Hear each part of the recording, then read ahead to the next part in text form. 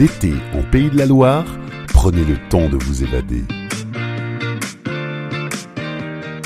Imaginez-vous en mer sur un drakkar. Ce sera bientôt possible.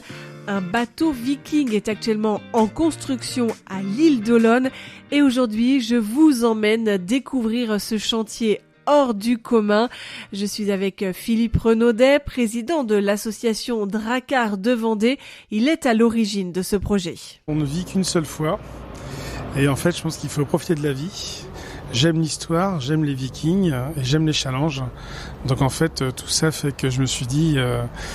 Comme en plus on avait en particulier un passé viking qui était important au Pays de la Loire, mais qui n'a jamais vraiment été exploité, si ce n'est qu'il y a beaucoup de traces.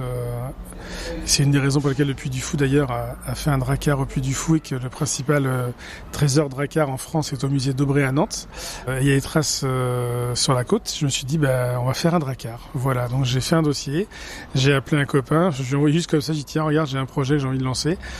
Et il a trouvé ça super et c'est parti comme ça. Vous pouvez nous en parler un peu plus de ces traces vikings parce que c'est vrai que c'est parfois méconnu. On a plusieurs traces d'Aubray. D'abord, Nantes avait trouvé un trésor dans les années 70 qui est toujours exposé, qui je crois est le plus gros trésor viking jamais découvert en France. Noirmoutier a été régulièrement occupé par les Vikings. Nantes a d'ailleurs été gouvernée par les Vikings pendant 70 ans. Vous avez les traces d'un moulin viking découvert dans les marais d'Olonne. Vous avez des traces vikings sur un fronton de la chapelle à Brême-sur-Mer. Et chose encore plus méconnue, vous avez 2 ancres de drakkar qui ont été découvertes, je crois que c'est à Bourgneuf-en-Retz. Et l'une est exposée dans un musée local, un très joli petit musée. Et les ancres sont similaires à l'encre du bateau qu'on refait et qui avait été découvert en 1880 en Norvège à Kokstad. Bateau lui-même construit en 790, voilà, l'île Dieu. Vous avez l'île Batailleuse sur la Loire, avec la pierre aux Normands. Au Sable d'Olonne, donc très près du chantier, vous avez le phare de l'Armandèche. Et l'Armandèche vient du vieux norrois qui veut dire la Normandie. Et juste derrière ce fameux phare, où ont manifestement débarqué les Vikings, bon à l'époque il n'y avait pas le phare, mais il y avait le lieu-dit, eh bien vous avez la rue des Vikings et ainsi de suite, il y a plein de choses comme ça. Donc là on est à l'île d'Olonne. Pourquoi vous avez installé le chantier ici ? Parce que c'était une terre de vikings. Non, en fait on avait la chance d'avoir un terrain qui était disponible immédiatement. Il était en bordure de route, ce qui pour nous n'est pas neutre puisque le bateau il n'est pas construit au bord de l'eau, donc pour la mise à l'eau, eh bien c'est pratique pour faire venir les camions. Et on a un terrain qui était suffisamment grand que la mairie mettait à disposition immédiatement, donc c'était vraiment optimal. On est sur le territoire de l'agglomération des Sables d'Olonne. Vous avez un port plutôt opérationnel, un territoire très dynamique et vous avez beaucoup de partenaires économiques d'une façon générale et de partenaires liés au nautisme. Donc tout était réuni. Donc là on est sous ce chapiteau de 300 mètres carrés, c'est un vrai chantier naval en fait qui a été installé ici. Comme on dit en rigolant, d'ailleurs on a mis le panneau à l'entrée, c'est base navale viking de l'île d'Olonne. Donc effectivement c'est un chantier, on aurait pu le faire en extérieur mais c'est compliqué quand il fait pas très beau. Donc c'est même pas très recommandé.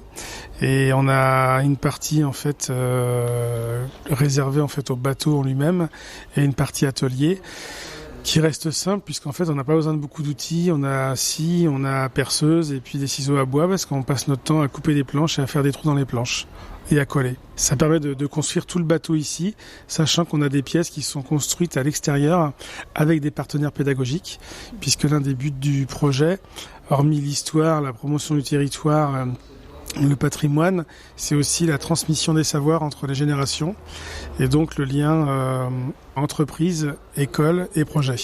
Vous travaillez avec des écoles ici, le lycée Tabarly notamment des Sables d'Olonne, mais également plus loin, donc ce qui veut dire que toutes les pièces ne sont pas ici encore. Voilà, on n'a aucune limite dans la partie pédagogique.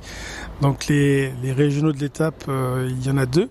Le principal, c'est le lycée Tabarly, qui lui travaille sur les imbeaux, c'est-à-dire les formes arrondies sur les boucliers, sur la fabrication des coffrets des rameurs, il y en a une 40aine, ils en ont déjà fait plus d'une 20aine et c'est extrêmement bien fait, sur la peinture des boucliers, la décoration des boucliers, et aussi sur la partie motorisation du bateau et installation de l'accastillage de bord.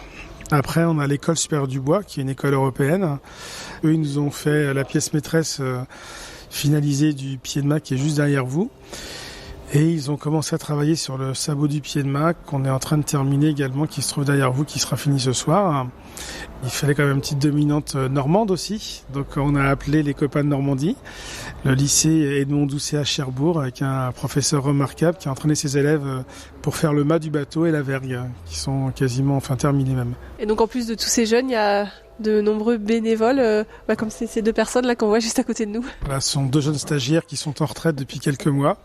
Aujourd'hui, c'est opération maintenance et on est 41 ou 42 membres.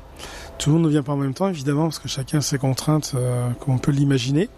Mais les gens ont pris leurs petites habitudes et du coup, ça permet d'avoir entre 3 et jusqu'à 15 personnes quand il y a des coups de force, comme ça a pu arriver le jour où on a collé en fait les pièces de la quille. Voilà, donc les gens sont tous de milieux différents. Mais par contre, ils sont tous passionnés, le bricolage, rencontrer des gens et participer à une belle aventure. En fait, il n'y a que le président qui ne sait pas bricoler. Mais globalement, oui, on a un charpentier menuisier qui, lui, vraiment, on voit que c'est son métier. Et après, on a un ébéniste sculpteur. Et ensuite, ce sont que des gens qui ont la passion du bricolage. Sachant que ce qu'on fait n'est pas extrêmement complexe non plus, puisqu'on coupe des planches, on fait des trous. Alors évidemment, il faut réfléchir souvent. Mais globalement, avec la somme des compétences par rapport au nombre de personnes, on y arrive. Et quand on n'y arrive pas, on appelle nos 2 charpentiers de marine et éventuellement l'architecte et on trouve la solution. Vous l'avez dit tout à l'heure, sur ce dracard que vous construisez, c'est une réplique d'un ancien dracard. Du coup, vous travaillez comment ? Il y a des plans, ça se passe comment ? Alors les Vikings étaient principalement en Norvège, en Suède, en Islande, etc. Et le bateau qu'on fait, c'est le dracard de Gokstad, qui a été fabriqué en 780 par les Vikings de l'époque, en Norvège. Gokstad étant une commune au sud-ouest de la Norvège. Le bateau a été découvert en 1880. Les archéologues ont traité les fouilles pendant une dizaine d'années. Ils en ont tiré des plans nouveaux. Ils en ont fait un bateau en 1893 qui est navigué vers les États-Unis en 1893. La Norvège l'a offert aux Américains à l'occasion de l'Expo universelle de Chicago la même année. En années 50, ils ont été remis au propre et nous, on a récupéré les plans près du musée d'Oslo. Et on les remet au propre avec un architecte pour avoir un document finalisé, correct. Et donc le bois, il vient d'où ? Eh bien, il vient des forêts, principalement des Pays de la Loire. Et là, je dois remercier toute la filière forestière qui a été vraiment remarquable. Je pense en particulier au président de France Sylva, monsieur Antoine Damécourt, qui est dans la Sarthe, qui a soutenu le projet dès le premier jour avec son comité régional qui a pris la décision de nous soutenir. Et donc on s'est fait offrir pas loin de 100 tonnes de chêne par la filière forestière vendéenne, 44, 49, 53, 72. Et voilà, et le pain, les pièces de pain par une entreprise qui s'appelle le groupe Pifto Bois, qui est un des acteurs majeurs de la filière bois lamellé-collé en France. Donc c'est vraiment un projet très fédérateur et du coup ça nous aide beaucoup. Donc on va parler maintenant du chantier en tant que tel, pour qu'on se rende bien compte. On n'a pas l'image à la radio, là on est assis sur un gros morceau, c'est même un assemblage. Si vous levez votre jambe gauche, vous serez carrément assis sur le bateau. Ouais, c'est pas un meuble, comme une marque suédoise qu'on connaît bien. En fait, c'est un mécano géant qui comprend plusieurs centaines de pièces et donc qui chaque jour prend plus d'envergure. Aujourd'hui, effectivement, vous êtes assis sur l'axe longitudinal du bateau. En déployé, c'est 32 mètres et en normal, c'est 23 mètres 20. Et comme je disais tout à l'heure, les pièces maîtresses sont faites, c'est-à-dire le sabot du pied de mât, le pied de mât, la vergue de mât. Et maintenant, on va passer à l'assemblage de la coque. Donc ça va prendre une dimension encore différente. L'assemblage va se faire ici ? Tout l'assemblage maintenant se fait ici. Il y a des pièces encore à l'extérieur, le mât et la vergue.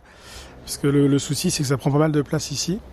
Donc pour l'instant, c'est à l'extérieur, mais autrement, tout se fait ici. 90% du bateau a été fait ici. Oui. Et donc là, en fait, ce qui reste, c'est vraiment il n'y a plus qu'à assembler. Le il n'y a plus qu'à est une excellente formule. C'est il n'y a plus qu'à.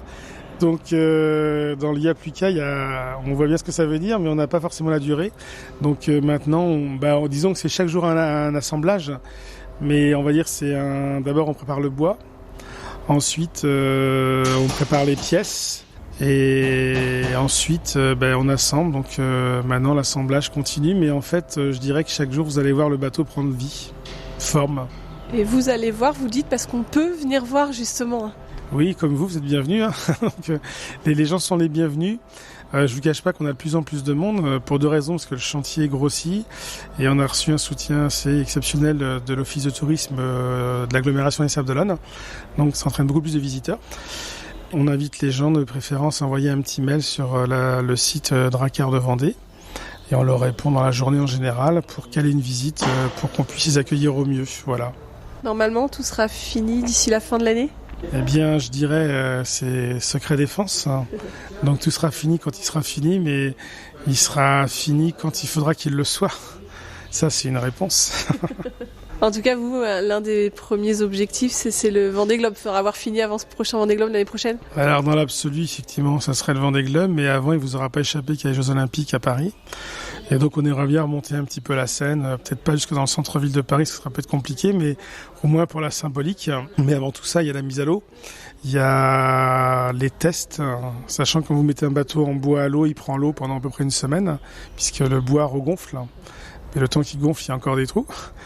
Donc il y a ça, l'installation des derniers éléments à bord, les tests, la prise en main par l'équipage. Voilà, et après on va naviguer normalement. Qui va constituer l'équipage ? Eh bien vous et moi si vous le voulez. Il faut au moins deux, un à l'avant, un à l'arrière. En fait l'équipage pour l'instant, les gens de l'association ont envie de naviguer dessus. Il y a une différence entre vouloir naviguer dessus et être l'un des navigateurs. Donc en fonction des projets, ça reste une association. Donc c'est un club de voile. Donc n'importe qui peut venir en fait à condition qu'il sache nager. Évidemment, d'autres critères seront requis, mais globalement, voilà, ça restera un voilier. Vieux gréement, comme les synagos dans le golfe du Morbihan. Donc c'est ouvert à toute personne motivée, sympathique. Et justement, il va servir à quoi ce bateau ? Après, on a parlé des Jeux Olympiques, on a parlé du Vendée Globe, mais il va servir pour bien d'autres choses. Oui, à la base, donc c'est un club de voile. Après, un musée vivant pour rappeler le passé viking en Pays de la Loire. On a plusieurs communes côtières qui nous ont demandé le bateau pour des petites manifestations estivales, par exemple.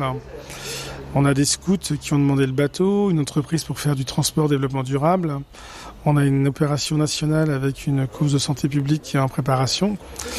Et puis on a l'expédition en Norvège en 2026, à l'occasion de la réouverture du musée national viking d'Oslo, qui est un peu le Louvre en Europe de la culture viking. Et on a une grosse expédition prévue en 2025 aux États-Unis pour faire les Sables Chicago, New York et New York les Sables, sachant que le bateau de 1893 offert par les Norvégiens est toujours à Chicago. Et ce projet, s'il peut voir le jour, c'est grâce aux partenaires qui vous ont suivi dans cette aventure un peu folle. Alors effectivement, au-delà du bénévolat en fait, qui permet la construction du bateau, on a un budget qui est d'environ 600 000 € et c'est impossible de fonctionner si on n'a pas le soutien de partenaires. Et ce qui est intéressant, c'est qu'on a une mobilisation assez conséquente et des partenaires de toute origine, en fait, un secteur d'activité. Donc ça montre vraiment le côté fédérateur. Et comme on a l'agrément d'intérêt général, eh bien, ça permet de démultiplier les efforts de chacun. Et ce qui nous permet normalement d'avoir un projet au final qui sera financé à environ 92-93% par des fonds privés et le reste par des fonds publics ou privés subventions du département de Vendée d'ailleurs, qu'on remercie très vivement, comme le Fonds de développement de la vie associative qui est un fonds d'État ainsi qu'une fondation. Donc voilà, ça permet tout ça. Voilà, donc on n'a pas fini de parler de ce Drakkar de Vendée. Philippe Renaudet, merci beaucoup. Avec plaisir.